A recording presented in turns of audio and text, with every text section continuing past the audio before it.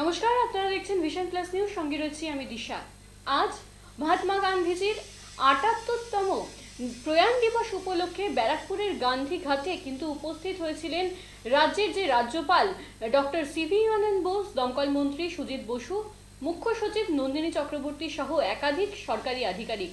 সেখানে উপস্থিত হয়ে সুজিত বসু কিন্তু এই যে কলকাতায় ঘটে যাওয়া কিছুদিন আগে যে আনন্দপুরের নাজিরাবাদে যে অগ্নিকাণ্ড, সেই নিয়ে কিন্তু মুখ খোলেন এবং তাকে প্রশ্ন করা হলে তিনি বলেন যে ঘটনাটি অত্যন্ত দুঃখজনক, কিন্তু এই বিষয়ে প্রশাসন যথেষ্ট তৎপর এবং তৎপরতার সাথে কাজ করছে। যতক্ষণ না পর্যন্ত তথ্য প্রমাণ সমস্ত কিছু হাতে আসছে ততক্ষণ পর্যন্ত তিনি কিন্তু নীরব থাকলেন এবং বললেন যে ততক্ষণ পর্যন্ত কিছু বলা যাচ্ছে না। এর পাশাপাশি তিনি বিরোধীদের উদ্দেশ্যে বললেন যে বিরোধীরা যে কথা বলবেন সেই কথার সম্পূর্ণ উত্তর দিতে হবে, এমনটা আমি মনে করি না।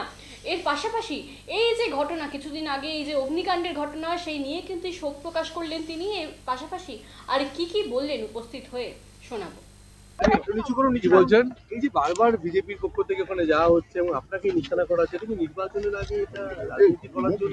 যেমন আমি একটা কথা বলি, নিশ্চয়ই এটা খুবই দুঃখজনক ঘটনা, কিন্তু আমাদের ডিপার্টমেন্ট খুবই তৎপরতার সাথে কাজ করেছে, এখনো স্টিল নাও তারা আছে।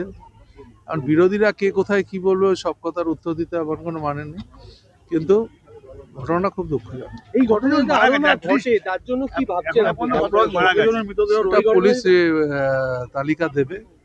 আপনারা তো দেখেছেন অনেক মিসিং ডায়েরি হয়েছে, পুরোটা যতক্ষণ না তথ্য আসছে আমি এখনই বলতে চাইছি। রাজ্যপাল এই ঘটনার নিন্দা করলেন এবং বললেন যে আরো এগুলো সতর্ক হওয়া উচিত ছিল, এগুলো যাতে আপনার ডিপার্টমেন্ট সবসময় তৈরি থাকে। ফায়ার সার্ভিস ডিপার্টমেন্ট তারা খুবই গুরুত্বপূর্ণ ডিপার্টমেন্ট, তারা কাজও করে। যখনই খবর পেয়েছে পৌঁছেছিল, কিন্তু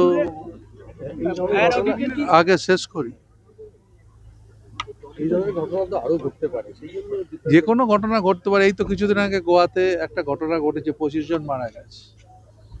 গুজরাটে এর আগে ঘটনা, স্কুল বাড়িতে 25টা স্কুলে বাচ্চা মারা গেছে। দিল্লিতে মারা গেছে। তো হচ্ছে, অ্যাক্সিডেন্ট হতে পারে, কিন্তু সতর্কতা, যারা ব্যবসা করে তাদেরও দায়িত্ব আছে।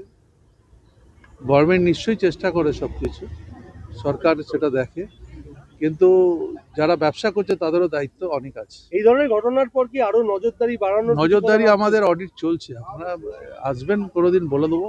প্রতি মাসেই আমাদের অডিট হয়, কিন্তু যত বেশি আছে আমাদের আগুন নেভাতে হচ্ছে, অডিট করতে হচ্ছে, ডিপার্টমেন্টকে তো করতে হচ্ছে। আর ডিপার্টমেন্ট কোনো সময় বসে থাকেন।